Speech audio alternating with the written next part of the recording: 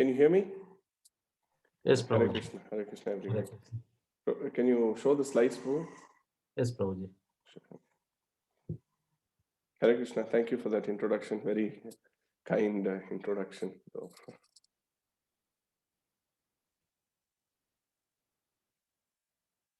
So today we are going to start third chapter of the Bhagavad Gita. So we are really getting into things now. You would have just started the second chapter. You would have just finished yesterday, where second chapter Krishna begins to speak, and then he begins to tell first lesson. Remember, we are not this body. There is something called Atma. So we have to remember the Shastras as a whole have one pointed goal. Everything is designed for moksha. There is no other profit, no other benefit it ultimately gives. In between, it may give small benefits, small profits based on our desire. But as a whole, Shastra has only one pointed scriptures, our traditional scripture has one pointed goal, moksha. That this world is only a temporary place and it is not a long place to live. So we have to look into the future. Like everyone goes to even astrology for what? You want to know your future in few years. So, but this one is future, long-term future. So the second chapter, Krishna spoke about we are not the body. Then he started speaking about yoga in 39th verse. Eshate bihita sankhya buddhi yoga mamamshano. He starts the word yoga. First time he uses the word yoga in there. Yoga is wrongly understood by many as just some exercise, but yoga actually means a marga, a sadhana, a way, a marga basically, a way, a road, a path to attain that moksha. So a path to attain the ultimate goal of Shastra. So in that he starts explaining about it, and then he says, and then he starts talking about little about yoga. Even if you do little, it gives you benefit. We have to have vyavasayatmika buddhi, ekeha kurunandana. We have to have a one-pointed determination to attain our goal, whatever it is. And then he also spoke about some examples by giving one who has achieved that platform, how he is going to be by quoting something about sthita prajna. And then he was talking also about sense control. So talking about sense control, he now comes into Karma Yoga. The chapter name is Karma Yoga. The previous is Sankhya Yoga. So today's Karma Yoga, the whole chapter is divided into 4 sections. So now Arjuna begins with question. So first section we are going to see is Tyaga, or the tree, basically the 4 sections will be, should I renounce work or should I do work? Which is better? And then he will also talk about the whole, from beginning Karma Kanda to Karma Yoga to Jnana Yoga to Bhakti Yoga. And then he is going to talk about some exemplary Karma Yogas. And then he will talk about what is that which is an obstruction to getting there in Karma Yoga. So we can go to the chapters next. So first one, we will start looking at the Tyaga, renunciation or work, which is better. So just a flow chart of the third chapter, those 4 sections we just saw. First section is Arjuna is confused. I'm really confused now. You spoke about all these Tita Prajna. Now please clarify. Should I renounce or should I act? Then in the next section, he is going to talk about Nishkama Karma Yoga. Kama means desire. I want something. So he's going to say without desire, how we need to act. So that's going to be the next section. And then the third section will be, even if I'm at the highest platform, I should perform my duty to set an example. He's going to talk about that. And the last section is going to be about lust, which is a enemy to, or an obstruction to what we wish to, our one-pointed goal to desire, to go to the next step in the yoga ladder. So we will see the whole yoga ladder in the next few slides. So there are 2 kinds of people, he said. So Arjuna says, you're telling me renounce, you're telling me act, you're telling me renounce, you're telling me act. I'm kind of confused. What should I do? Should I renounce my work? Should I renounce, what is his work? Should I renounce my Kshatriya work and leave and just start meditation? Or should I actually do it? Then Krishna says, I am not talking about different types of people. I am talking about a same path. Where you are in the path, you have to take up that practice. So, Jnana Yogena Sankhyanam, Karma Yogena Yoginam. So, if you are on a path of Karma Yoga at that level, compare it to a ladder.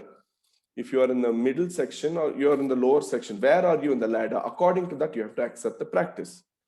So, he says, one with an impure, why should I not go to Jnana Yoga? Why should I just do Karma Yoga? So, one with an impure heart should perform prescribed activities, which will be explained in the next 13 verses. So, he's saying you can't jump to Jnana Yoga. Jnana Yoga means, for now, just take it as sannyas. You can't jump to sannyas. Can we all jump to sannyas? No. So, why? Because we cannot prematurely renounce. We cannot just say, I'm fed up of this world. I'm just frustrated of everything. Arjuna is on a battlefield here, remember, and he's fighting a family who has insulted his wife, who's insulted his brother, who's insulted his mother. Such kind of insult, so much insult, he's willing to forgive all of that and go to take some kind of meditation practice, some yoga, something. I just want to do tapasya, and I'm fed up of all. I'm ready to forgive them. So, but Krishna says, wait, you can't jump to that because premature renunciation is not encouraged. Don't just wear some saffron robe and go. We have impure heart. Now, what is this impure heart? Impure heart means our heart is still filled with kama, krodha, lobha, moha, mada, matsarya. So the nature of our body, how we are all structured, is that we have to work. Text 5 is we have to, we can't do inaction. We just can't sit under a tree. The body is not designed like that. You can sit for 10 minutes, 1 hour, 2 hours, maybe 3 hours. After that, you need to go to the bathroom. You need to wake up. You have to stretch your legs. You get cramps. So we just can't do it. Inaction is impossible. Nahi kashtit kshanam api. Not even for one kshanam can we refrain from doing something, because the sattva guna, rajoguna, tamoguna is always acting, and it is going to make us do something. So we don't encourage premature renunciation. So let's go to the next slide. So in text 6 and 7, before we come to 8, he says one who simply does that, but then internally his mind will be dwelling on all this. Oh, I can do this. Oh, I can enjoy this. Oh, I can go to a shopping mall. Oh, I can do this. Oh, I can enjoy that food. Oh, I can, enjoy this movie, cinema. No. So internally, I can enjoy this opposite gender. Oh, I can watch this on internet. I'm talking in modern terms, of course. So those desires are there, but internally, even though externally, whatever dress we put on, internally, our mind is thinking of something else. So we'll see why the mind also does that in this chapter later. So he says you have to perform your prescribed duty. Now, what is his prescribed duty? So every varna and ashrama, like for example, Arjuna is a kshatriya. What is his prescribed duty? When we say prescribed, where is it prescribed? Prescribed it's prescribed in scriptures. It's prescribed in shastras, as we call. So what is his prescribed duty for a kshatriya? It will come in the 18th chapter, actually, that he has to engage in war. Does he have to engage in war? To protect the people. The basic duty of a kshatriya is to protect everyone, not just men, humans, but to protect even animals. He's responsible. A kshatriya takes such responsibility that he's even responsible for his kingdom's prosperity in terms of rain, weather, everything. So that's how much detail is given. A brahmana has his own prescribed duties, which will also come in the 18th chapter. Brahmana is to teach shastra, engage in shastra scripture, yagna, homa. That's his full-time job. A brahmana should be his full-time job, not just part-time. A vaishya, so it talks about all these prescribed duties. But by performing actions which are not recommended, we get bound up in activities. If we do something which is against Shastra, then we get bound up. Karma bandha it becomes. So he's saying whatever work you have to do in Karma Yoga, yoga means, as I said, is a marga, but marga to link to the Supreme. So how do we do that? Who's that supreme? The supreme, Krishna says here, Yagnartat karmanonyatra lokoyam karma bandhanaha. So who is this Yagnartat? Yagna in Sanskrit is another name for Vishnu. If you look into the Sanskrit dictionary thing, Yagna is also a name for Vishnu. So this work should be done for Vishnu. Then it will relieve you of, it will not bind you. Usually when many of them are born, they all do a Jataka chart, right? So we all have some karma we are born with. Someone else is different, someone else is different. So we have all come with different karmas, and we all have to go through a particular dasha in our life, Rahu or Ketu or Saturn. So it's all depending on our previous karma, they say. So how did we get bind up? So now, how do we get mukta, karma, mukta sangha? How do we get free from it? By offering them to Krishna. And so we can go to the next slide. So that is how he's recommending you do. So the section 2 we are going to see is, so if you have to offer to Krishna, let's first start with the ladder, so the basic ladder. So go on, next slide. So this is the yoga ladder, which is prescribed in the entire Bhagavad Gita, which you'll be learning over the next 15 days more or 16 days more. First is animalistic life. Animalistic life means, it's given in the Hitopadesha. What is animalistic life? Any person engage. Animalistic life means unrestricted life. There's just basically not having any regulations in life, not having any discipline in life. That is animalistic life, because the common thing between animal and a human is that the animals also eat, the humans also eat. There are 4 common things a living entity can do. Eating, sleeping, producing offspring, mating, and defending. Defending means my ego is hurt, I'm going to challenge you back, So ego. So even the dog, if you see in the road, if one dog comes, it barks at the other, and defense mechanism. So these are the 4 things which are common to a human and an animal. So, but what is the difference that a human can do is the next step. A human can engage in yagna. Karma kanda is the next step. Karma kanda means even Shastra everywhere, even if you have a desire, let's say I want to enjoy. I really have a desire to engage in the opposite, I have a desire I'm attracted to the opposite gender, then it allows marriage. So Sakama Karma, it allows marriage for that purpose. So then let's say someone wants to eat meat, then it allows that too in a very restricted way by offering to goddess Kali.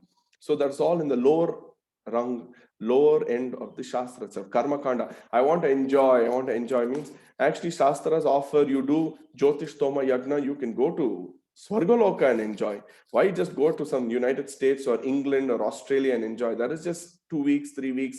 Money gets over, you need to return to your place. Or how much can you enjoy that, So, but here is offering you can go and live for many hundreds of years in Swargaloka where there is no disease. Everything is cooked in ghee. Everything is organic. Everything is good rain, good cow. Everything is very delicious. So it offers that karma kanda.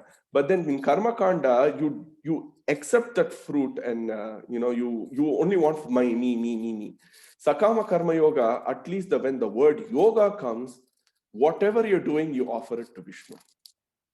Yagnartat karmano nyatra lokoyam karma bandhana. So all this is a system of purification actually. Shastras are so kind and compassionate that it's actually a system of purification. There is no evil thing or mean thing or trying to restrict you from something. No, it actually wants to give you more.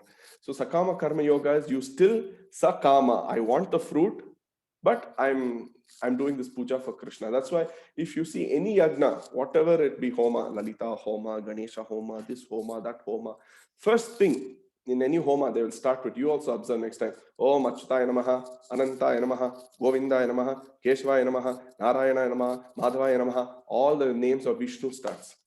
And then they start do the puja. And at the end, they have to do Kayena Vacha Manasendriya Riva. So with that shloka, Narayanam Samarpayami. They have to give it to Narayana. That is yoga process starts. Everything, whatever, Ganesha Homa, Lalita Homa, they have to offer it to the Supreme Lord, Narayana, Sriman Narayana. Nishkama Karma Yoga means, as the name says, Nish Kama. I have a desire, but I'm not going to enjoy that fruit. So I'm not going to enjoy that fruit. I'm going to offer that fruit to Krishna. So whenever we do anything, any shastric like karma yoga, we're going to get two fruits. One is the material fruit, and one is the spiritual fruit. Here we renounce the material fruit. But spiritual fruit, what is that? It's not like a real literal fruit, but the spiritual fruit is purification and graduation to the next step, which is Jnana Yoga.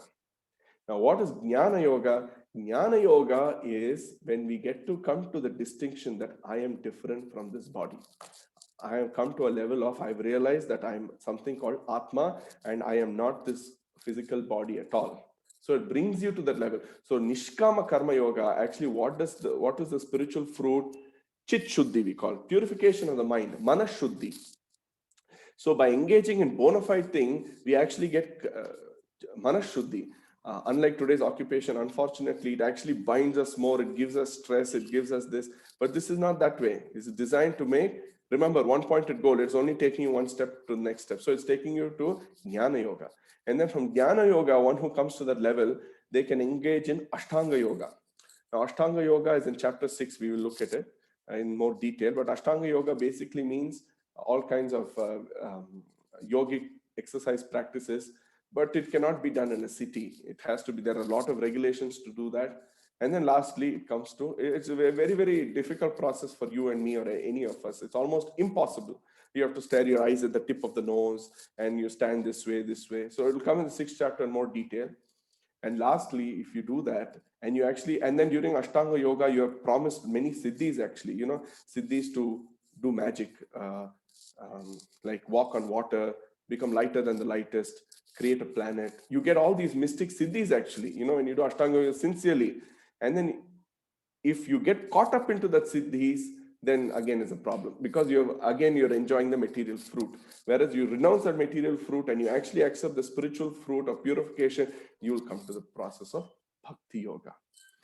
So our Shastras are even so kind that if you come to any of these processes, it compares it to sunshine, sun disk, and sun planet. Jnana Yoga, when you get Atma Sakshatkara, we understand that we get Atma Sakshatkara. When I say Atma, it is a Jivatma. So what is that? So, it's like compared to a sunshine.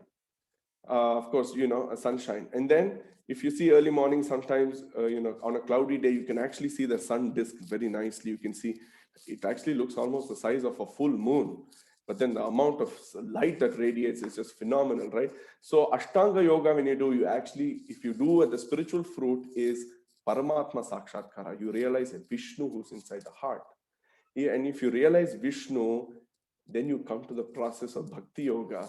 And in Bhakti Yoga, the spiritual fruit is that the God is a person with an activity. And he's engaging in leelas and pastimes, leelas such as with his cows or with the Yashoda, Devaki, Nandana. So it is compared to a sun planet. Because the sun planet, actually in our Shastra, sun is also a planet. Moon is also a planet. Mars is a graha, Saturn is a graha, like that. There's Svargaloka, Yamaloka, all of these are grahas, and there are people living there. So this is extended. So our scriptures talk about life on other planets. Sun planet, their sun god, sun king. Because of sun god, we are getting light. And Indra Loka, there's Indra. Because of him, he's a god of rain. So there are people everywhere. So this is the extended yoga ladder. So we'll talk more about the yoga ladder, the next slide now.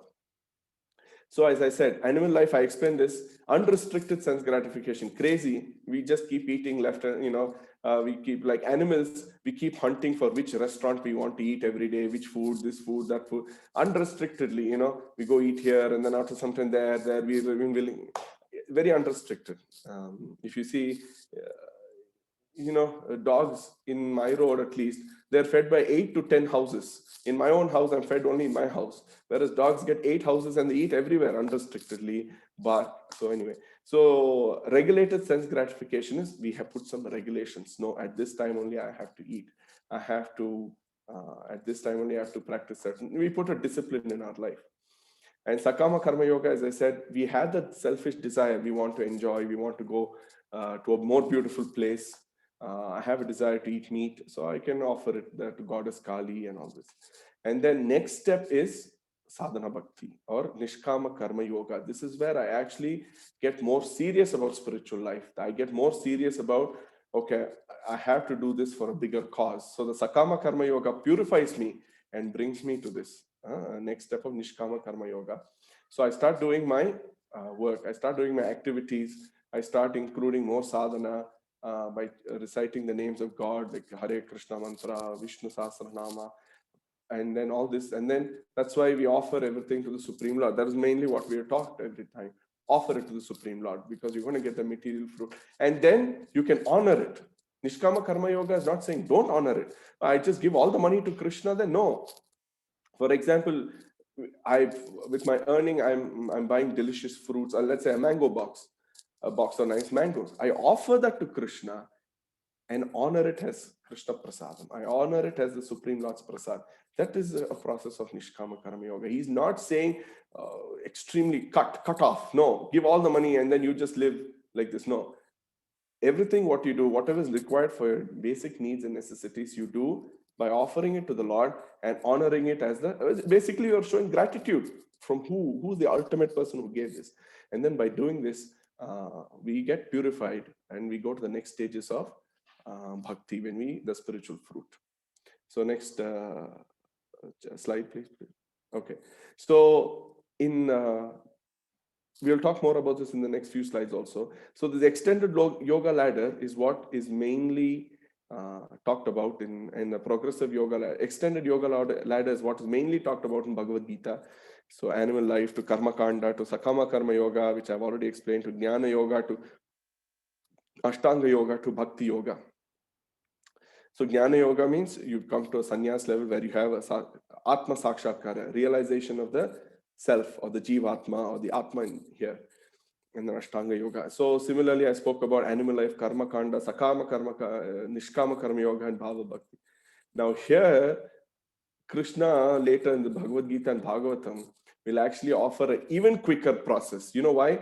Because Bhagavad Gita is applicable for all yugas. We are now in Kali Yuga. In Kali Yuga, what happens? Life is short and it's getting shorter and shorter. Let's see by experience, even your great grandfather will live for 120, 110, 100. We have more and more hospitals, but life is reducing more and more. The life, 80, 90, and different viruses are attacking us. So animal life to now, because we don't have that much time. You and I, most of us, whoever is born in a Brahmana family, Kshatriya family, Vaishya family, we just don't have the energy to, like, say a Vaishya today just cannot restrict himself only to farming and cow care, and it's going to take him a long time, and everything is mechanized now also in a way, many things. A person just cannot do just yagna, and I mean there are people who do, I'm not saying no, but in a majority sense. So Bhagavad Gita and then later in the Bhagavatam also says, just surrender to Krishna. In the 18th chapter will say, Are, you leave all this, just surrender to me, and I'll take care of you. Sarva dharman parityajya mamekam shar. Sarva dharman parityajya in the 18th chapter. We are only in the third, so we have to talk about what is for the third content also. So sarva dharman parityajya, all dharmas, then what should I do? Mamekam sharanam raja. Take shelter of me. Mam ekam sharanam raja. All the great acharyas have said this. Even in the beginning of our Bhagavad Gita, even Shankaracharya says, Ekasya devaki, one Lord is enough. Worship Krishna. One mantra is enough. Devaki Nandana mantra. One karma is enough. Bhakti. You see in the beginning of the Bhagavad Gita, if you have this edition of the blue, the orange color, even Shankaracharya, all these acharyas says, one Lord is enough. Krishna. One mantra. Devaki Nandana mantra. One activity. Bhakti. So surrender to the Lord. How do we surrender? By doing sadhana bhakti, by engaging in the process of reciting the names of the Lord. Whatever we buy, offering it to the Supreme Lord, and then honoring it as Krishna Prasad. Associating with devotees. We'll see about that association later in this chapter and the next few chapters also. By doing that, we come to a process of bhava bhakti. And the more detail, Bhava Bhakti has a lot more details. And Prema Bhakti, the goal of life which was given by Sri Chaitanya Mahaprabhu, is not just moksha. He said we usually have dharma, artha, kama, moksha. This is the usual trend. But Chaitanya Mahaprabhu came to say, more than moksha, there's a Panchama Purushartha, which is called Prema, Krishna Prema. That prema is you don't even care whether you're in hell, whether you're slaughter, whatever, however you treat it. You're only doing anything for the Lord's pleasure. Even Prahalad Maharaj, we will see, he also was offered when Narsimha killed. He said, "What do you want?" He said, "I don't want anything. I don't want any money. I just want to be life after life. Whatever my condition be, wherever you put me, I want to be your devotee." Ambarish Maharaj. Everything in the Bhagavatam we'll see. So Prema Bhakti is such a level that if I'm in hell, if I'm in lower planets, if I'm in higher planets, I simply want to be a devotee of Krishna. Yeah, and Prema Bhakti, a great example is Prahalad. He was tortured by his father. He was put in a snake pit. He was given poison. He was put in a fire pit. Everything the Supreme Lord protect him. Everything, whatever his situation be, he always pray to the Supreme Lord, pray to Krishna, pray to Narayana. So of course, that's a very, very, very, very high level, extremely high level. Most of us are still, we are graduating from animal life to surrender to the Supreme Lord. We should have that desire in the heart. It may not be physically, possible suddenly, but if we have the desire, I want to surrender to Supreme Lord someday, He will bring us to that position. And then He will make, and if we sincerely always pray that we have to go next step, and attain the goal, He will bring us. Prayer is the answer for everything. If we pray we want, the Supreme Lord Krishna will make that arrangement and give the association of such sadhus and devotees, and He will bring us to that level. So next slide, please. So now we are again going back to, so we have spoken about the yoga ladder. So he's asking you, Arjuna, you're not on a level to renounce. You're not on Jnana Yoga. You have not realized Atma Sakshatkara. You can't just wear some saffron and go. You still have impurities in your heart. And when we say impurities, what is impurities? Kama, Krodha, Lobha, Moha, Mada, Matsarya. These are the 6 impurities in the heart. So we still are in that level. So now Krishna then tells, if you're not free from desire for results of actions, then you should still perform. Krishna tells Arjuna, you should still perform. Rather than don't give up. And we should practice our desires in a religious way, which I told you in Sadhana Bhakti, by offering to the Supreme Lord. So we will get purified by that process. Okay, next slide.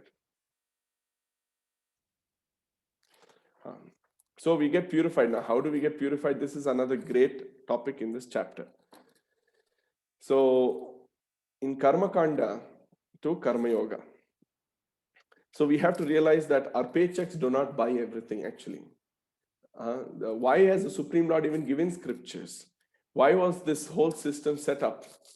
Is if we do our karma sincerely, it's like basically a cycle of sacrifice in the Bhagavad. If we do our karma sincerely, karma yoga, then what happens is we do our prescribed activities, like a Brahmana has his prescribed activity, Kshatriya has his prescribed activity. And I say prescribed in the scriptures, not anywhere else, especially 18th chapter. And if we do this sacrifice, rain comes. Annad bhavanti bhutani parjanyad anna sambhava. It talks about how by engaging in this cycle, we get rain. And from rain, we get grains. If we don't have rains at all, what is the use of our big paychecks? If we don't get grains, then the government has to come and restrict grains. How much ever money you have, in a clean government, you're only given so much grains, right? And if there's no rain at all, that you cannot produce grains, then it becomes very difficult. And food grains are required for subsistence, to nourish our body. When we nourish our body, what happens? We can again read scripture and we can again do yagna. So this is a process in Karma Kanda to Karma Yoga. Because for us to subsist, rain, earth, water, air, fire, all these minimum basic ingredients which are given by the Supreme Lord have to be in its full, it has to be there. Now, of course, almost everything is exploited. Earth, water, air, fire, everything is almost exploited. And so we are paying the reactions for that. If these were not a thing, we have sufficient enough for our substance, for our enjoyment, for our happy living. Actually, more than happy living, more than enough will be given. And we have already seen a great example this pandemic season, that if what air is not exploited, water is not exploited, we are getting healthy rains. Excess pollution, we are not getting healthy rains. So we have seen all these things already. So this Krishna is already talking about in the Bhagavad Gita. by worship, from Supreme Lord, the Vedas come. From Vedas, we know what is our prescribed activity. By doing our prescribed activity, we engage in yagna. Yagnarthat karmano nyatra. Everything is a form of yagna in our Kshatriya duty or this duty. And then by doing our thing, even there's a homa for rain, actually, if you know, many people engage. So we engage in sacrifice. By doing the process, we get healthy rains. By getting healthy rains, we get grains. By getting grains, we are all we subsist. And by subsisting, we get to the Supreme Lord. And when I say healthy rains, give healthy grains also.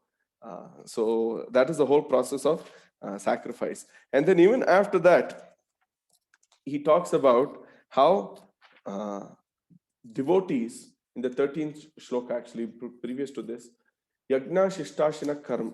Yagna shishtashina santo muchyante sarva kilvishaihi bhunjate te tvagam papa ye pachanti atma karana.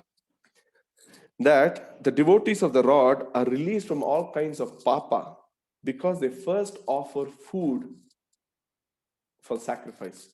Traditionally, whenever there was a fire yagna, fire sacrifice, they would offer to the fire sacrifice because the fire is considered to be the tongue of Vishnu. That there we have a shloka evidence for that too, to say that. That's why when we do Purnahuti, why do you think we're just burning some sari and some fruits and dry fruits and thing into some fire? No, it is actually the tongue of Vishnu, the fire. So we are actually offering it to him. But because we cannot engage, usually the previous yugas and all, everyone was doing fire yagna daily. So now we can't do a fire yagna daily. We offer it to the deity of the Narayana or Sita Ram, Lakshmi Narayana, Radha Krishna. By offering Annad Bhavanti, this Yagna Shishta, Pachanti means as a Sanskrit word cook, Pachati, Pachata, Pachanti. So by cooking, Atma Karanat, just because they want to enjoy their body, I eat this food, that food. Whereas, as I said, Nishkama Karma Yoga, you're honoring that as prasada. If you want to cook something delicious, cook, offer it to Narayana, eat. Very simple. Very simple process. Okay, so that, and then, but how do we get that food? He talks about this whole cycle. So, so we can now go to the next section. He says, you said, so now he's going to talk about persons who do not need to. You said, okay, some people don't do karma yoga and all this, but he's going to say, no, nothing like that. Let's go next. Yeah.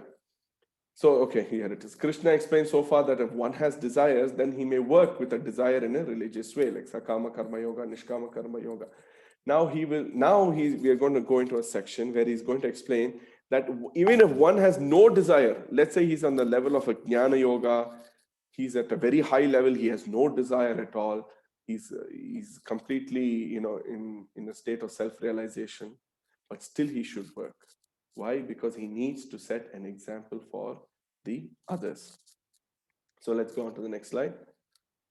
And for that, he's going to give some examples as well. A self-realized person he has no duty. That's correct, because he's already at a position where he's beyond the body. He's Atmarati, he's taking pleasure in the Atma. So he has, shastrically, he is not obliged to do any duty. Whereas, and he has no purpose to fulfill. If he has I have to discharge my duty for my parents or this or that. He's come at a very high stage of realization. Nor does he have to depend on any living being. Actually, a self-realized person can just live at that level. He can just live off the air. If you see even in Himalaya, yogis and whoever is extremely high, they don't need food cooked by anyone. They can just live off the air. They get all their nutrition from there. So they don't need to depend on anyone for anything. They're at such a high level. But next. But then why does he do it then? Why does he have to do or no? Krishna says obligatory work with detachment. He still has to do tasmat asaktas tatatam.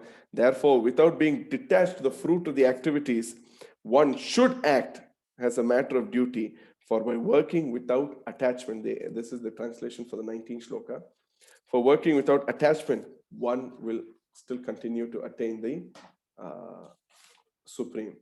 Always, you have to perform your prescribed actions as a matter of duty, without attachment to results. So without being attached to the results, perform it as a duty.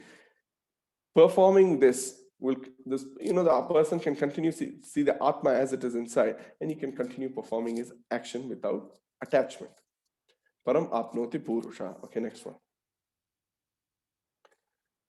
So now Arjuna thinks, oh, usually when we also do anything, can you give me some examples? What are you talking about? He's saying, yeah, there are great devotees like King Janaka. He was also extremely high. King Janaka. Janaka was the king of Mithila in Nepal, I think. And Mithila was in Nepal, I think. And he was a lot Sita's father. He was also a great man. There were many, many Janakas. Janaka is a position, like the prime minister is a position. In Thailand, the king Rama, he's called. It's a position. King Rama keeps changing. So Janaka is also a position. So there are many Janakas, and you would have seen many Janakas with different relations. But this Janaka is Sita's father. He was a great devotee. And why is Krishna giving Janaka as an example? Because Janaka is a Kshatriya, and Arjuna is also a Kshatriya. Janaka, even though it was a high level, he still did the Kshatriya duties. We can give so many examples. Krishna could have given Vidura as an example, or he could have given Prahalad as an example, Ambarish as an example, but he chose to give Janaka. Janaka was also a great Kshatriya. Of course, Prahalad, all these are exalted devotees such as Prahalada, Ambarish, who come, but they all performed their duties. Why? Because Yadyad Acharitri Shrestha, because if they set the example, common men will follow. Yadyad Achariti Shrestha, Tatta Devetara Jana. Whatever actions a great man performs, common men will follow. And whatever example he sets by following scripture, all the world pursues. This is why it's extremely important even for persons of that level to follow their dharma or follow scripture, because if they follow, they will set an example. Just like people always get nowadays inspired by big celebrities for the wrong reason, because they want prestige, name, fame, but there is no desire for moksha. Whereas here he's talking about Krishna, Arjuna. See, Janaka, you need an example. Here it is. Okay, next slide. And then Krishna says, why are you talking about Janaka? Even I engage in work. Even though I am the Supreme Lord, I am the Avatara. I have come. Later he's going to show the universal form too. Even I engage. Why? To set an example. To set an Loka Sangraham is the word used. For people in general, even I have to set an example, because they will quote me in the future and misuse me and set wrong example, and the entire world will be put into ruination. And they would say, I am the cause of this. Krishna did, why can't I do?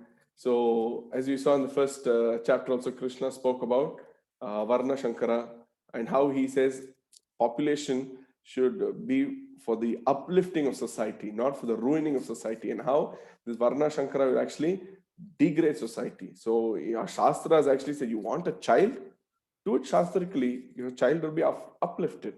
And we have great examples in ISKCON of how we have great children who are uplifting the society.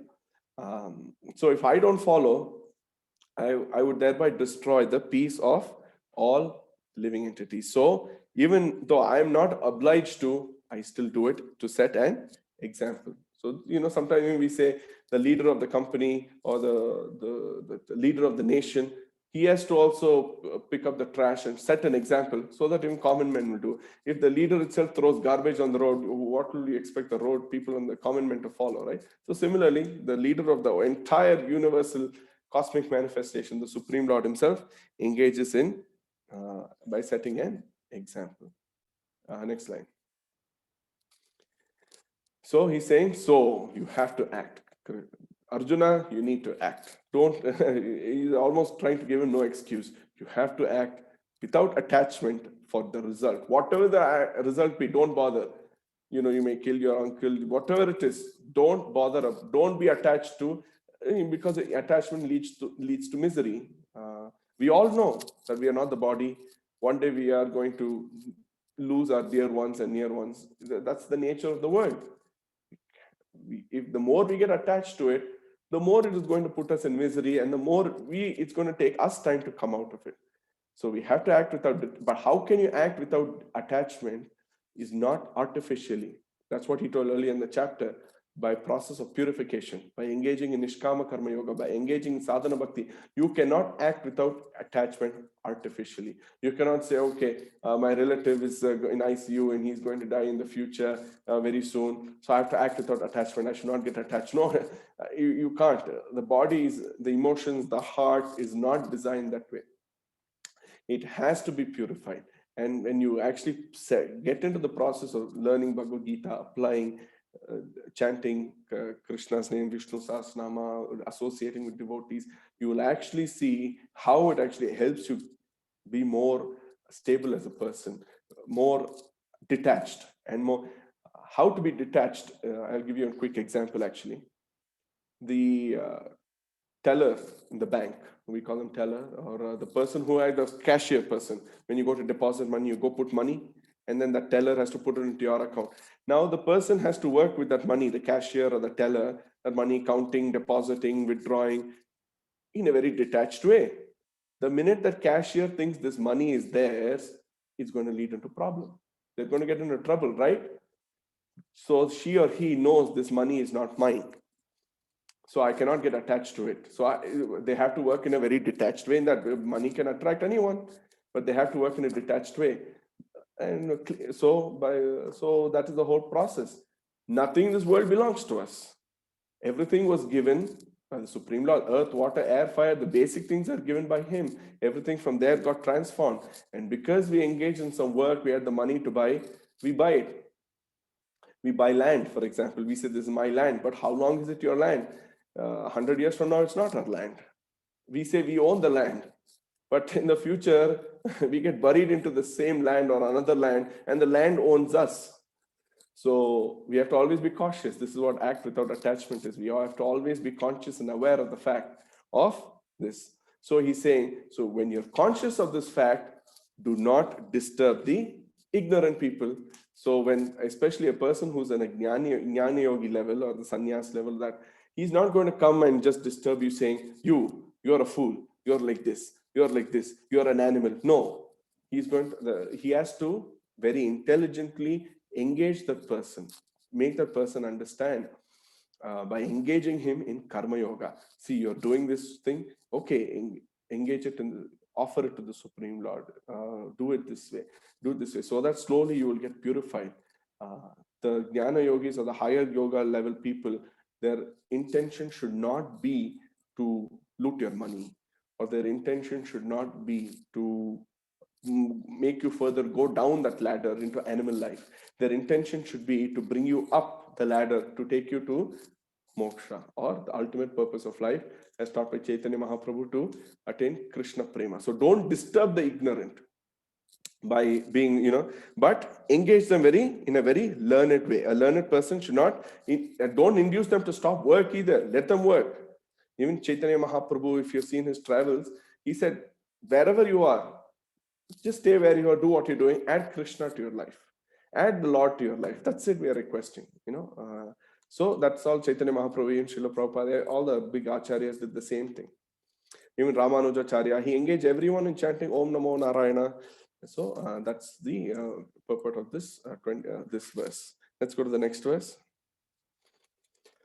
So now he says, if both person, okay, you're talking about person, karma yoga is not purified. He has to go through a process of purification. You can't artificially go to the process of jnana yoga wearing some saffron or orange robe, or whatever robe, white robe, this robe, that robe. So how do we know then? It's a great question. You're saying, and that person also has to work to set an example. So if I see two people wearing the same dress, one may be in a very highly, okay, like Janaka Maharaj or some Duryodhana Maharaj. Of course, Duryodhana had a lot of symptoms, very arrogant, but another Maharaj. How am I going to know who's a learned person and who is a person working in knowledge and who's the ignorant person? How to distinguish between them? So Krishna talks about in 2 verses, Prakrite kriyamanani gunakarmani sarvashaha. Ahankara vimudhatma karta aham iti manyate. He says, this person, he gets bewildered by pride, thinks that he is the doer. I did it. I deserve the credit. I did everything.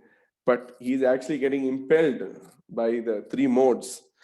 It is the doer of the actions which are completely done by the body, senses, and pranas made of Prakriti. Prakriti Kriyamanani. So he's actually impelled by the three modes, and with his ego, ahankara, he says, I did it, I did it, I did it, I did it. Because of me, because of me, because of me. Whereas a person who's actually in knowledge, he doesn't talk this way. Even though both may be doing the same duty, he's tattvavit. He's knowledgeable about the absolute truth. Tattvavittu mahabhaho. So that is is that then the next slide? Those be okay, it's not. Let's just go back to the previous slide. Tattvavittu mahabaho.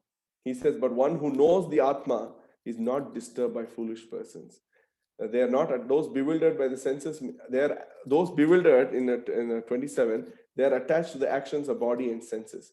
But one who knows the Atma should not, is not disturbed by these. Let me just pick up this verse here. Bewildered, the ignorant Prakriti Tattva Vidya here. One whose knowledge, O mighty one, does not engage himself in senses and sense gratification. He does not engage in enjoying senses.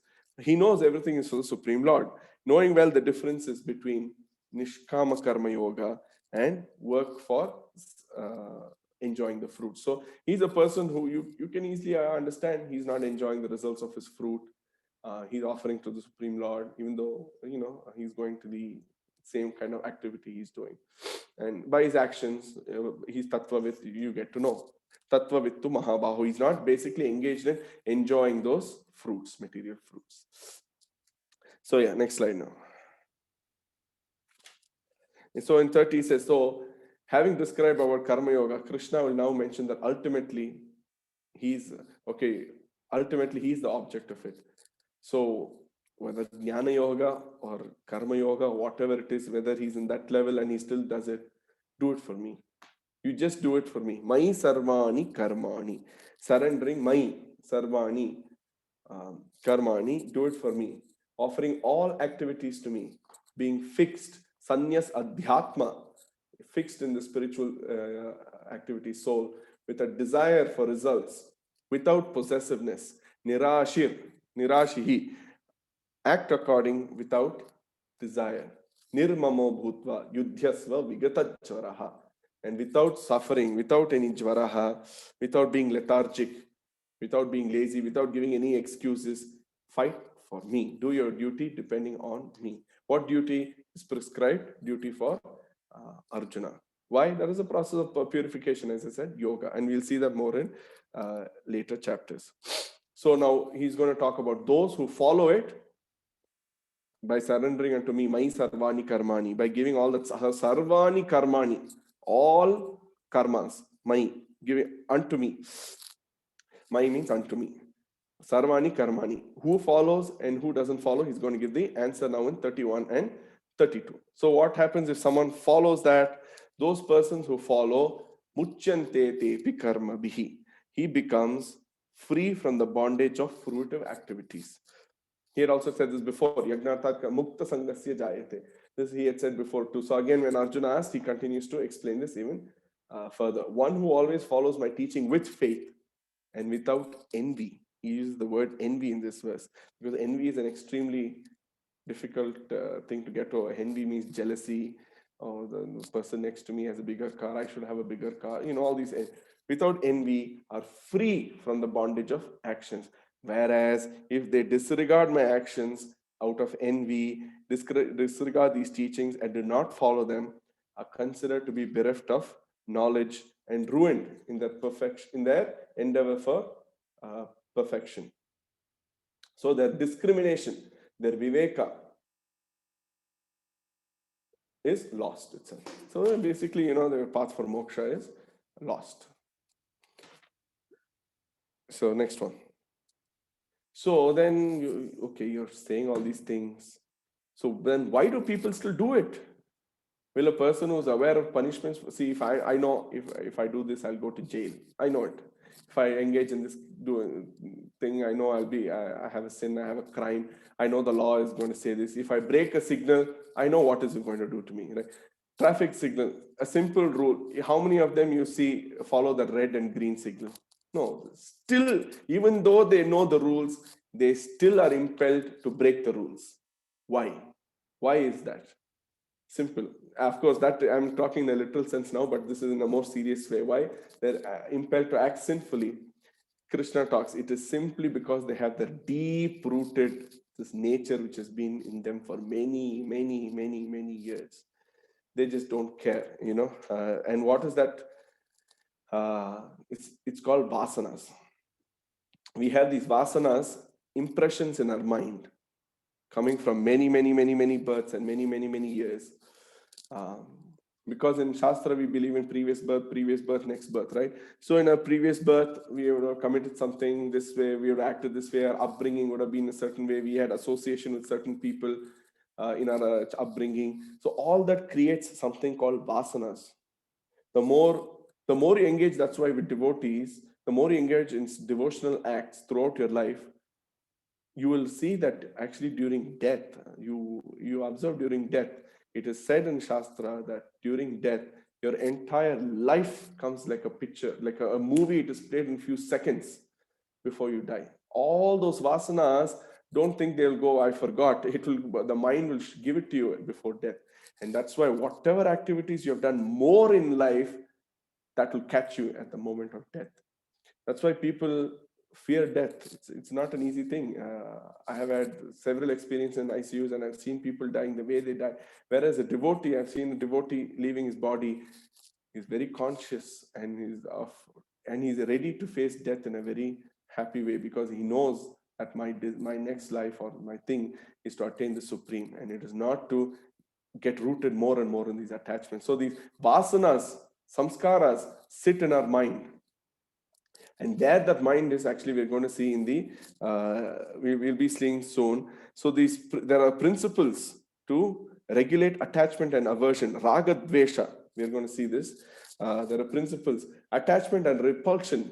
This actually what it is this deep rooted, the word will actually be used, it's called, it is simply lust, Arjuna. It is simply lust that is deep rooted in us, that we, this desire to, break the rules, this lust in us. So attachment and repulsion, raga, dvesha, are firmly fixed in each of these sense objects. So whatever sense objects we want to enjoy, this raga and dvesha, which is something we contact. Therefore, one should come under the control of, we should control the raga, dvesha. They are the two main obstacles which really stop us from moving forward. So we have to engage in a gradual purification, which will help us control this raga and dvesha, which are the stumbling blocks on the path of Atma Sakshatkara, self-realization. Next slide. So in text 35, he says, what if one adopts to others' duties? So Arjuna is now thinking, for me to fight, I have to engage in raga dvesha. I have to show hatred. I have to show raga. I have to show why can't I have to show all these things. So why not I just do non-violence and subsist on some grains? Again, he's going back to the same thing. I can just do some non-violence, subsist on some grains. Then Krishna says, no. Better you do your duty, you're a Kshatriya. Better you do your duty than imitate others. Your prescribed duty is this. You cannot imitate others. So even though your duty may be faulty in somewhere here and there, but it is still better, because if you do your duty, you will go to the next level of Jnana Yoga. You will get Manashuddhi, you will get purification of the heart, Chit Shuddhi. But whereas if you go and imitate someone else, you may not get that purification, you will fail, you will not get the spiritual fruit, you may sit and enjoy the material fruit. So Krishna is only engaging Arjuna in bringing him higher and higher. So next slide. So the enemy of the soul, we're going to see this now about lust. So so you're saying, okay, you keep saying Jnana Yogi without achieving struggles. Someone went into Jnana Yoga because he had the desire to achieve it correctly. He should complete it. Then if he went to Jnana Yoga, so why should he leave it then? Why should he leave halfway? If he is not impure, why should he run away to something like this? And And why is, this jiva, why is this jiva attached to these sense objects then? Even though it is forbidden by scripture, as I said just some time back, even though we know the rules of traffic signal, why do we simply break it? Next slide. He says it is simply the biggest enemy is atakena prayuktoyam. Yeah, that's the same question I just spoke about. What is one impelled to do sinful acts, even unwillingly, as if engaged by force? Sometimes, of course, some people do purposely, and some unwillingly it comes. So Krishna says in 37, next slide, Kama yesha krodha yesha rajoguna samudbhava. It is simply lust. Kama yesha krodha yesha, which is born of contact with the material mode of passion. It is simply lust and anger arising from the rajoguna. We have sattva-guna, rajoguna, tamoguna. This rajoguna is known as the great devourer, the great sinful one. This, the lust and anger, the greatest enemy. So this lust and anger, yeah, you've seen even at work or anything, if someone has bad mouth, he can never progress. If he keeps bad mouthing, he doesn't have a good mouth, and he speaks, in a very bad way, unfortunately. So so rajoguna, that's what it does. It will cause you misery. It's a great devourer. It will only pull you down. So, and then he talks about 3 degrees of lust. So dhumena vriyate, dhuma means smoke. So he talks about the different degrees of lust, because everyone has a different, as I say, has a different degree or different level of lust in them. So he compares a fire is covered by smoke, mirror is covered by dust, or as the embryo is covered by the womb. So these are the different degrees of lust. So how much ever you tell someone, he is going to break the rule because he has some of these degrees of coverings of lust in him. It covers the living entity. And the best example is how the fire is covered by smoke. That's a level 3 or level 1 if you want to take the lightest one. Next one is mirror is covered by dust. That also is then next level that you need to scrape a little more. And then the last one is as the embryo is covered by the womb. Oh, that is the most serious one because it's so many layers of thing. So that purification is going to take a lot of time. So we all in this world have different degrees of all this. Kama, Krodha, Lobha, Moha. Some are extremely short-tempered. Some are, that's what they say in English, like short-tempered. He's very short-tempered. He's very cool person. So we all have different personalities based on these different degrees of this Kama, Krodha. Next verse. Thus, so now lust is never satiated. As you know, lust, even the money can never be enough. So for some people, money, so money can never be enough, something like that. Thus, the wise living entity's pure consciousness becomes covered by this eternal enemy, which is lust.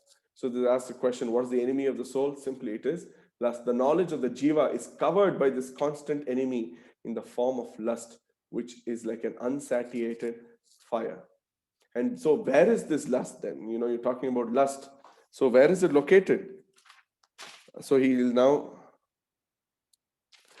talk about the different layers of our own body, 3 locations of lust. Indriyani mano buddhir. The senses, the mind, and intelligence are the sitting places of this lust. The intelligence, the senses, the mind, and the intelligence are the seats of this lust. By this lust covering, knowledge of the soul bewilders the soul. So because of this lust contaminating all the senses, through senses, we have different kinds of senses: hands, legs, speech, evacuating organs. They're all considered karmendriya. The jnanendriya, indriya means senses. Jnanendriya means like eyes, ears. From when you're collecting jnana, knowledge, you're observing something, gaining knowledge. So that's called jnanendriya. So these are the different. So everywhere, if we engage in something, lust, through this, and then the mind is telling, oh, let's do this, let's do that, let's do this, because if you simply wear some saffron robe and internally in a room do something else, you're satisfying your lust, right? And then the intelligence also will try to help you. Why not do this today, in your closed room? Because an idle mind, English also say, an idle mind is a devil's workshop. Now, why is it a devil's workshop? Because lust is sitting in that mind. And mind and intelligence work very closely with each other. Mind will say, let's do this. Intelligence say, no, let's do this way. Yeah, I'll give you the intelligence of how to execute it, so that way. So therefore, Arjuna, in the very beginning, curb this symbol. So he's saying the next verse. Let's go next, yeah. So, as I said, matter, senses, mind, intelligence, soul. First, actually, the layer of our body is we have the Stula Sharira and Sukshma Sharira. The Atma is covered by intelligence first, and then it is covered by mind, and then it is covered by senses, and then is the matter, which is the physical body itself. So the body, next layer is the senses, next layer is the mind, next layer is the intelligence. And that's why we should get our intelligence sharpened with books such as Bhagavad Gita. Bhagavad Gita is said to be a book for our intelligence, because whenever the mind says, do this, the intelligence, if it is loaded with our scriptures, intelligence will tell the mind, no, don't do it. And that is why, for the process of purification, the intelligence has to be filled as much as possible with good instructions, especially like Bhagavad Gita, so it can, because the mind already has all these vasanas. Actually, of all these samskaras which are coming from a previous birth and samskaras we do in this life, all those imprints mainly goes and sits in the mind. So intelligence can control it. So he then says, steady your mind. By steady mind, thus realizing, it said the senses supreme. Okay, so thus realizing that the soul, Atma, is different from the intelligence, fixing the mind in the soul by fixed intelligence. Fixing the mind in the soul. Remember, one-pointed goal, Atma Sakshatkara, next step to moksha. Destroy the enemy in the form of lust, which is difficult to conquer, O Arjuna. So he's saying you conquer this lust by this intelligence. As I said, you load the intelligence, everything else with good things, with Bhagavad Gita and all this. Slowly, all the other things can be controlled. Mind, senses, and matter. So anywhere we go, we may see someone breaking rules. It is simply because of the mind. Intelligence is not loaded with Bhagavad Gita. So even if someone, can wear a dress of the, like a dhoti like this and shaved head, but if he does not have the knowledge of Bhagavad Gita in him, even though he shows an external dress of wearing a white dhoti or a saffron dhoti, still his lust will act. And that's why, it can seem like, oh, this person committed this crime or this mistake, even though he's wearing this dress. So Krishna says, simply by wearing a dress, you're not going to get there. Load the intelligence. Mai sarvani karmani, give all your karmas to me and offer them to me and do it. If you do it, you go to the next step. So what the next step is, we'll see tomorrow in chapter 4. Hare Krishna. Any questions? Thank you, Prabhuji, for the nectarian class. So I'm the opening session for the devotee. Devotee can directly ask you their doubts. Okay. Devotees, please unmute and you can ask directly your question to Prabhuji.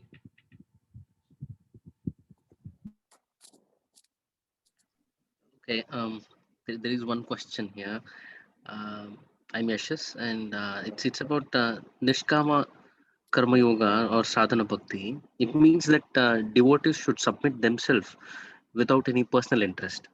Yeah. But they do this for the liberation itself. So isn't liberation kind of a desire? So is it considered as selfishness or how? No. Good, great question. A living entity always has desire. You can never curb desire. You can never, the human body or the animal or anyone is designed to have desire. You can never say be desireless. There is no person like that. You're right. Even the person who teaches you be desireless has a desire to be desireless, has a desire to go to the hill, has a desire to go to the forest. He has a desire. So we are saying, Krishna is also saying, spiritualize those desires. Have a desire for moksha is good. Having a desire for prema, Krishna prema is good. Prahlad said, I have no desire, but I have a desire. Every life after life, I want to be your devotee. So we can never be desireless. We have to have a desire. And what is that desire? To attain a purpose of human life is to attain moksha or attain the Supreme Lord. So you're right. We have to have the desire, but we have to have the desire for spiritual fruit to attain the Supreme Lord. Even as I said, in Ashtanga Yoga, you'll get all these siddhis to do magic, to walk on water, to become smaller than the smallest. But if you accept all this, then you're accepting the material fruit. You have to have the desire to graduate from that to attain bhakti. So yeah, you're right. Desire is always there. You cannot cut desire. We cannot become desireless. But we have to change the desire to attain the Lord. Very good question. Absolutely. Thank you so much, Guru Prabhuji. I have a question here. Huh. I'm Poonam. I don't know if it is correct or not. We have heard about Devi Savitri. So Devi Savitri, she also, she could bring back the pranas, the life of her husband from God. We've heard this story. It's in the scriptures. So how this karma was actually, she did it out of attachment only. And then we, kind of worship her that, oh, she did such a great thing. So even like to me, if I see this from the point of view of attachment, then it is not such a great karma. Yeah, no, as I said, Ashtanga Yoga, you get those powers. But we kind of worship her, like worship in the sense that she's done such a great thing in history that she could even bring back her husband's life. Yeah, bringing back, if that is not a qualification for worship, as Krishna says in the Bhagavad Gita. What is the qualification for worship? Krishna will talk more and more in the Bhagavad. No, what you're asking is good. You're right. Your understanding is going in the right direction. That's why Bhagavad Gita should be filled in the intelligence. We should know what is the qualification for worship. Even Krishna says in the Bhagavad Gita, right? Sarva dharma mam ekam sharanam raja. Now, why should we worship Krishna? We have to understand from the Bhagavad Gita and more scriptures. But great acharyas like Shankaracharya, Madhvacharya, Ramanujacharya, Shankaracharya did not even die. He has no body left. He just walked out. He's like Shiva. He himself said, Eko Devaki Nanda. So Ramanuja, Madhva, all these great acharyas have said who to worship. And as I said, all these pujas also, the end says, I offer it to Narayana. So we should understand what is the qualification for worship. If someone does, because they had this Ashtanga yogi, can get the power, that is not qualification for worship. Like one yogi went to Himalayas and he did all these things and he showed, see, I can walk on water. So this one man said, oh, you did so many years of tapasya just to walk on water. If I paid this boatman 10 rupees, he'll make us go on water. Same thing. So something like that. Prabhuji, my question here was that her this deed is considered to be a great deed, whereas this was influenced by attachment. This karma was influenced by attachment. How can it be so great then? See, people get attracted to different things, how people get attracted to even someone who's doing wheelie on his bike and think is great. So how it is not great. Yeah, it is not great. You're right. Why people consider it great? It is because of different degrees of purification and impurification in the heart. People consider many things great nowadays. If someone who has an interest in cricket will think this sportsman hitting a century is a great man. He's a god of that sport. So it's why someone thought it's great is unfortunately because they don't have the intelligence of Bhagavad Gita. That's why. If you want me to ask for why, direct answers, they don't have the intelligence of Bhagavad Gita in them. That's why. But you're right. Why? You're asking the right question. So we have to learn the Bhagavad Gita. So they have to learn the Bhagavad Gita too. Thank you.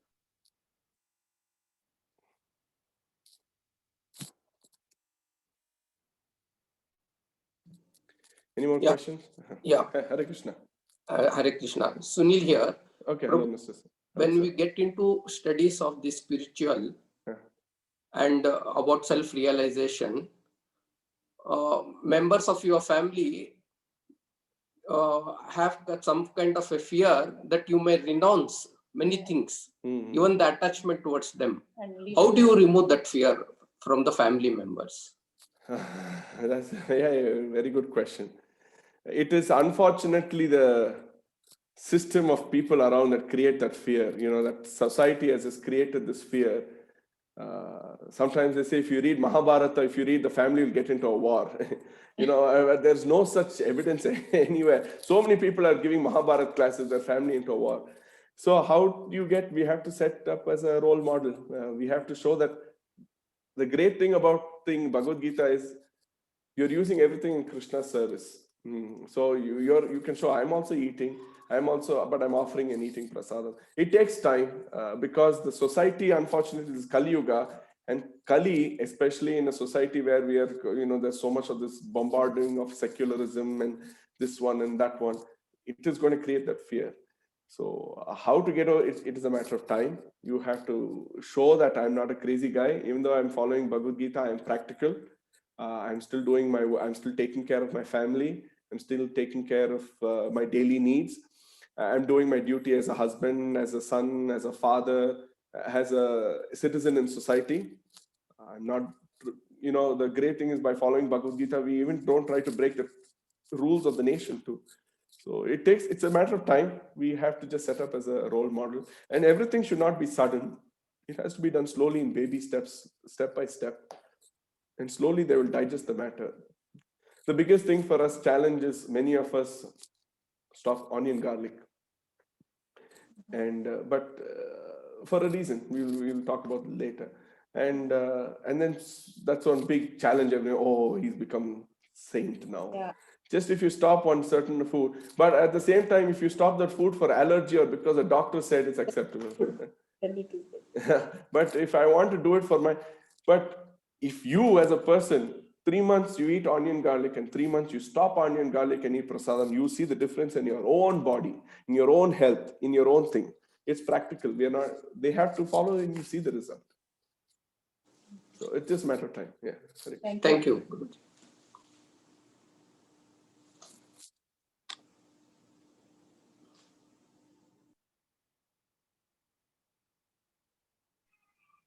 Any other question?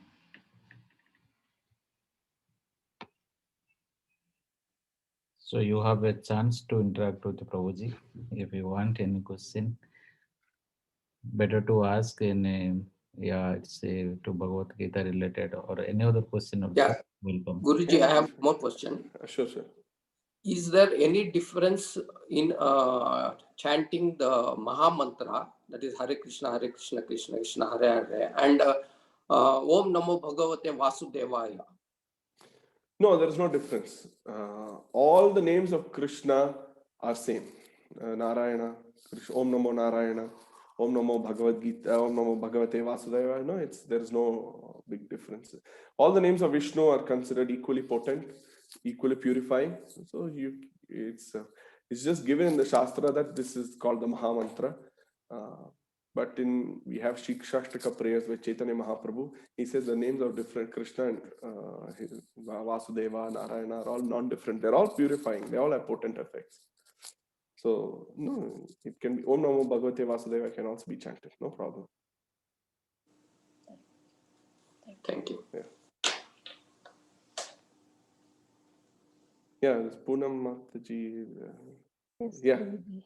Now my question here is that is it possible to understand a difference between mind and intelligence with some examples? Mind, intelligence, soul. Yeah, so mine, a very simple example is, let's say from your childhood, you have been used to eating bel puri, and suddenly you have renounced bel puri, just renounced. So, you have decided that I'm not going to eat bel puri for 2 months, but you're a great mind will keep saying, let's eat bel puri, it's okay, let's eat bel puri. Then you have your intelligence, you keep saying, no. That's one example. Another very, very literal example. Another example. Let's say if you have to take an international flight, or you have to go for something early morning, 4 a.m. The mind will say sleep, but the intelligence will say no, there's a flight. The intelligence will say no, there is this. No, there is this. Let's say that my mind, you want to get up for some arati or some spiritual act at 4:30 in the morning, Bhagavad Gita or something. Mind will say it's okay, sleep. Intelligence will say okay, chalta, it's okay, sleep. That we can do tomorrow also. Flight, I was paid to 20,000 rupees. I paid flight ticket. I paid 65,000 rupees for a international flight. So I can't waste that. So their intelligence is thing. Another thing is, if you're in a traffic signal, as I use a simple example, the mind will say, "Chalo, yaar, everyone is braking, let me also brake." But your intelligence says, "No, I want to be a good citizen. I want to follow the rules. Let me stand here." So Okay. that's how. Is mind and intelligence are chitta and buddhi? Chitta is consciousness in a way. Chitta is everything together: mind, intelligence, ahankara. There's actually mind, intelligence, ahankara. The whole thing is called chit shuddhi. Inside that, there's mind, or we also say in Hindi or Sanskrit, antakarana. Something that's chitta. So Internal. mind, manas is mind. Intelligence, Buddhi? ahankara. Buddhi is intelligence. Yeah. Okay. Thank you.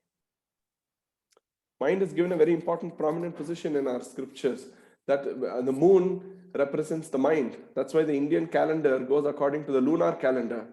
You know, the national calendar of India is not January, February, March, April, May. Yeah, it's a Chaitra different Masa, summer. this Masa, that Masa, and all that. So we are based on lunar calendar. Mind is given a very important role in Indian tradition. Yeah. Someone has asked a question on chat. Why onion, garlic are considered non-sattvic? Very good question. Because there is actually a story behind it.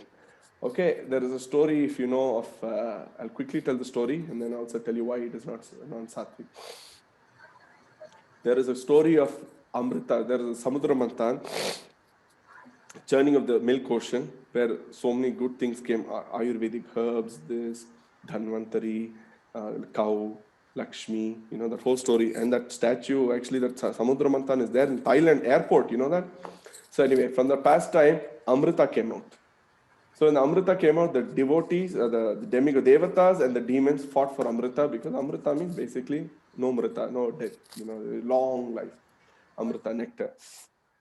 So one demon went and hid in the, then this the Mohini avatar will come to settle the fight. She comes and says, "I will take care of both of, I will divide it equally. First, I'm going to give the devatas and all this." So one demon goes and hides in the devata section, you know, with the thing, and he hides like that.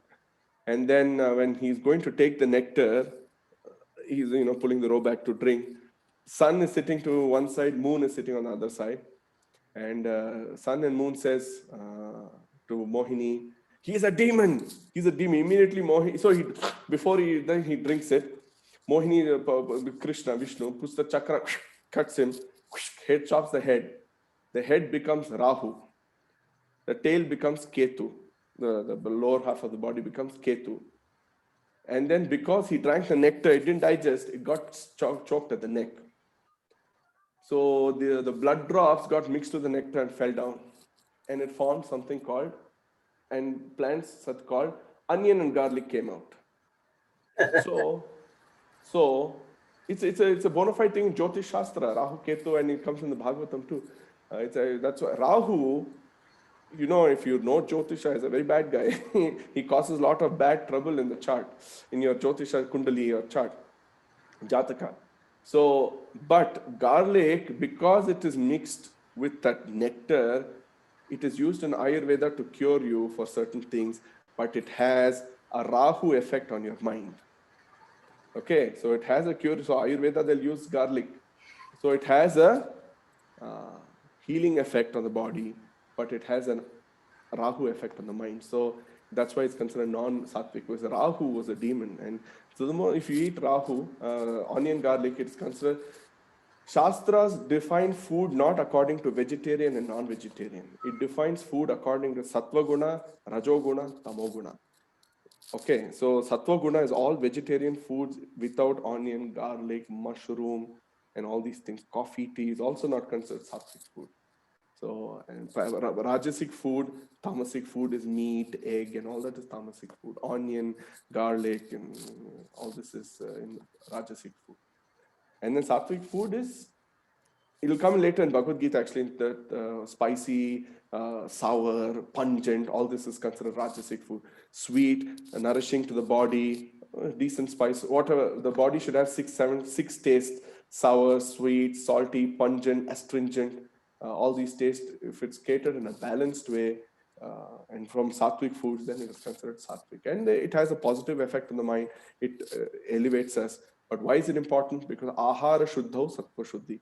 The more we eat prasadam, ahara shuddhau, Upanishad, Chandogya Upanishad, sattva shuddhi, our existence becomes sattva shuddhi. Sattva shuddhi dhruva smriti. Dhruva smriti, smriti labhyate. By doing that, our mind, our head will become more purified to understand Shastra. So again, that is also designed to attain one pointed goal, moksha. For moksha, you have to eat Shastra. For that, you have to eat ahara shuddham, sattva shuddhi. Sattva shuddham dhruva smriti. Dhruva smriti, smriti labhyate. Smriti means Shastra will be understood. So that's why I gave a big story, but basically considered non-sattvic. Thank you, Prabhuji. If any other one question you can take quickly. One last question from me. Can I put forward a small question? Can I put forward a small question, Prabhuji? Okay, please put forward. The thing is, say, how do we pray? Whether you have to speak out or you can do it mananam, which one is better? And can I do it at any time of 24 hours, even on my sleep? See, somehow or other I attach to Hare Krishna, Hare Rama, even in my sleep or after come out of the dream also, I used to say Hare Rama, whenever I feel scared in the dream or some atmospheric fear, I say Hare Rama, Hare Krishna, and I disconnect with all the fearful nature. So I have been experienced in so many years. So whether I should say mananam will do or I have to pray out, because see, praying is you're asking the Lord to engage me. For example, you're doing Hare Krishna mantra, that is required to do loudly. It doesn't need any regulation that you have to sit like this, face east, face west, face north, sit in on puja room. No, Hare Krishna mantra you can, or Vishnu Sahasranama, no, you can do while walking. There is no regulation. You can do while sleeping. You can do even without bath. You can do even with after bath. That we wanted to know. Whether I can make you can do anything. But prayer means when you're chanting Hare Krishna, you're asking Krishna, Krishna, I want to surrender to you. Please help me. Krishna, I want to understand the Bhagavad Gita. Please help me. Krishna, I want to do this for your service. Please help me. That you cannot say loudly. If you want, you can say loudly. If you want, say internally. But the intent is more important. Are you meaningfully saying it, or are you saying it fake?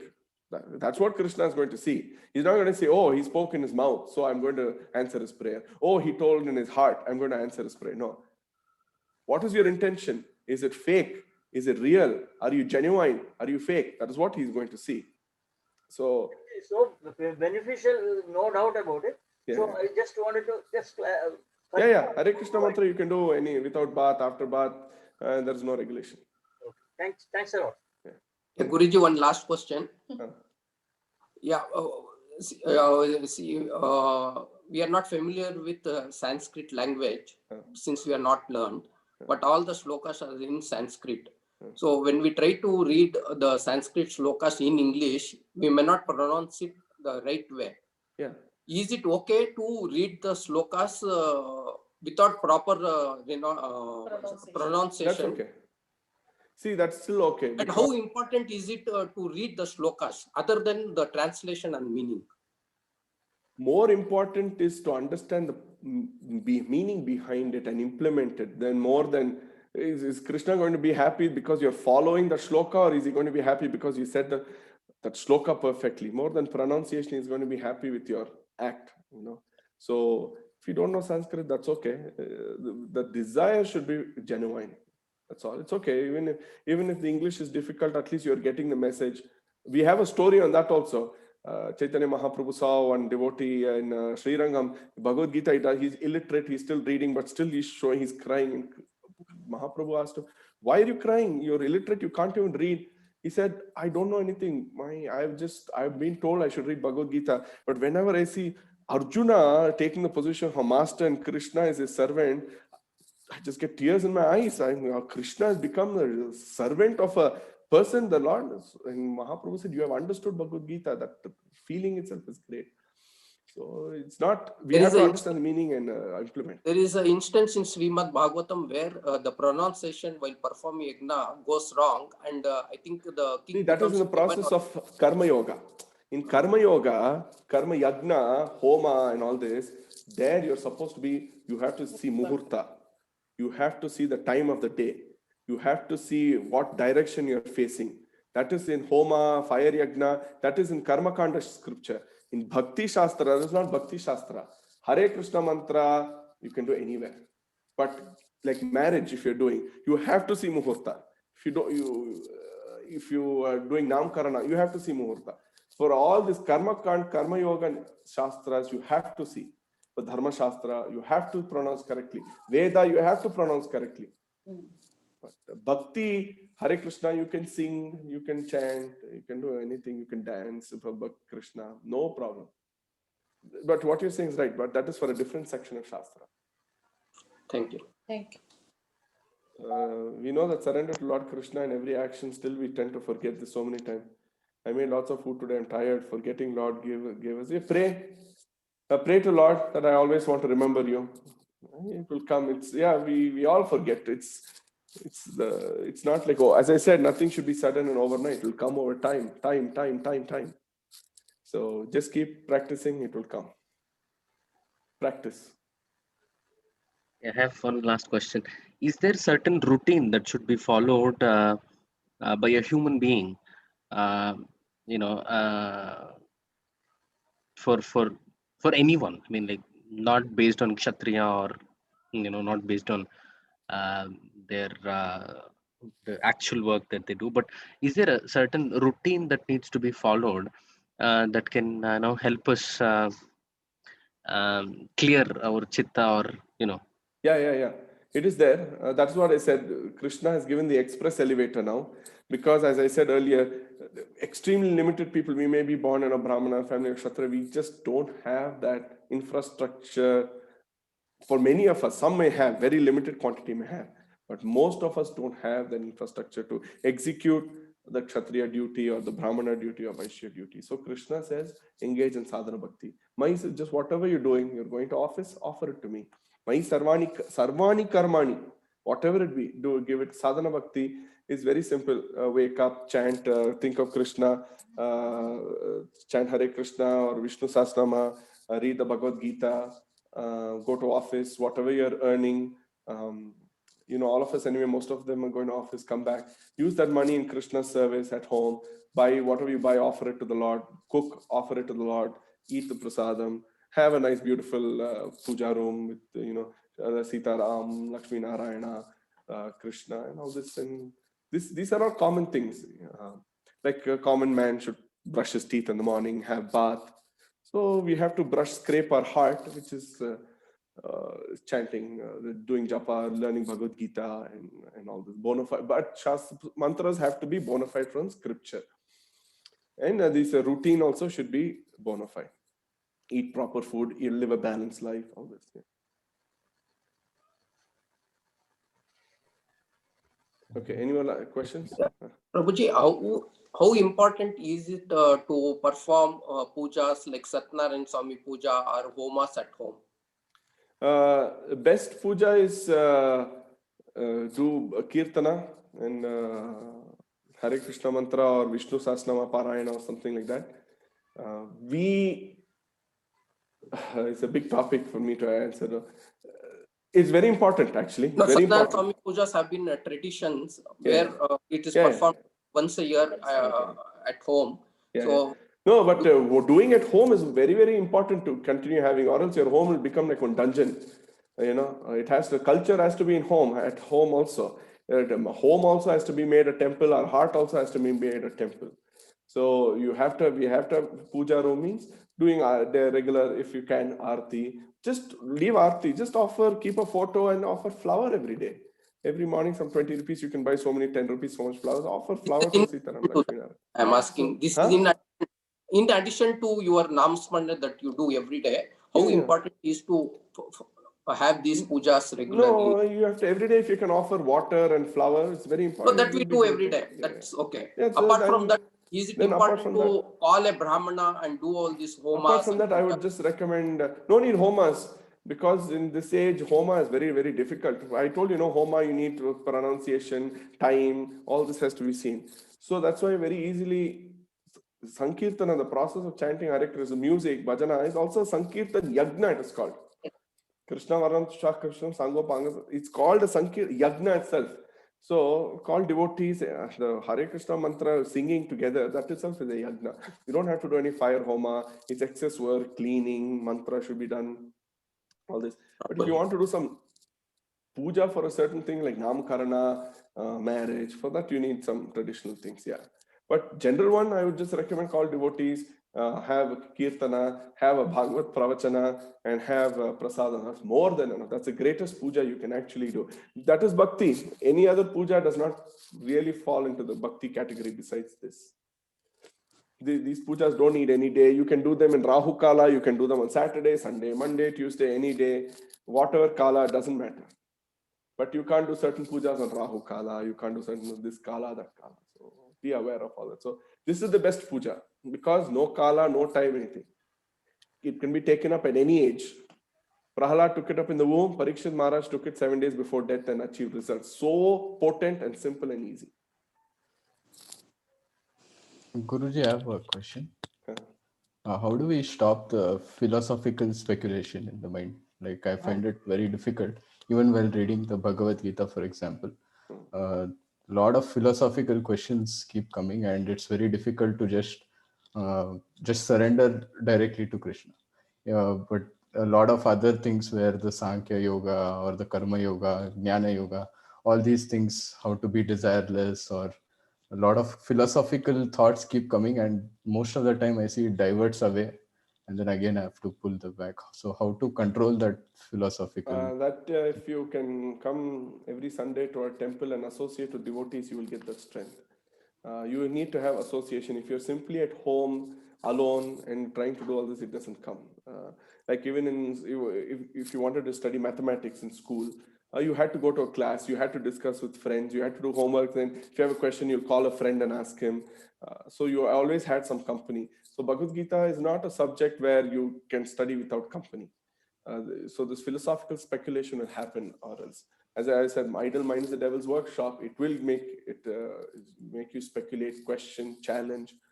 So the more very important is you have to study this with devotees who are actually implementing and practicing this.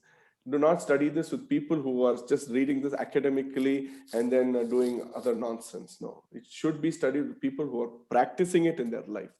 Then you get to see how they're implementing and all these things also. Thank you. Then you'll come out of speculation. Okay. Thank you. Thank you, Prabhuji, for long interaction. I think we will be ending the session here. If you still questions are there, please put in the chat box. So Prabhuji are available to answer the questions. So be ready for tomorrow. Tomorrow is the 4th chapter, Transcendental Knowledge. Prabhuji will speak also tomorrow. So today we will end the session here.